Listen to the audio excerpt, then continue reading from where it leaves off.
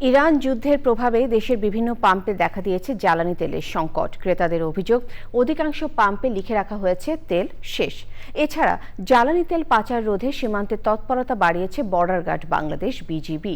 প্রতিনিধি পাঠানো তথ্য ও ভিডিওচিত্র আলমুকসিদের রিপোর্ট। মধ্যপ্রাচ্যের চলমান সংঘাতের মধ্যে খুলনায় জ্বালানি তেলের পাম্পগুলোতে বেড়েছে ভিড়। তেলের জন্য ঘন্টার পর ঘন্টা দাঁড়াতে হচ্ছে লাইনে। তেলের ডিপোগুলোর সামনেও লম্বা লাইনে দাঁড়িয়ে থাকতে হচ্ছে গাড়ি চালকদের।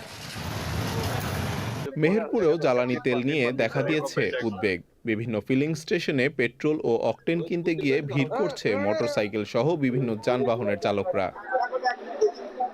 রাজশাহীতে জ্বালানি তেলের সরবরাহে সাময়িক ঘাটতির কারণে বিভিন্ন ফিলিং স্টেশনে যানবাহনের দীর্ঘ লাইন দেখা গেছে।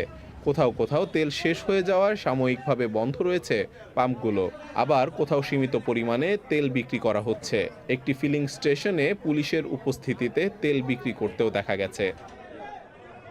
জ্বালানি তেলের মূল্যবৃদ্ধি ও বৈশ্বিক প্রেক্ষাপটে তেলের পাচার রোধে চুয়াডাঙ্গা, সাতক্ষীরা ও সুনামগঞ্জ সহ দেশের সকল সীমান্তে টহল, তল্লাশি ও নজরদারি বাড়িয়েছে বিজিবি।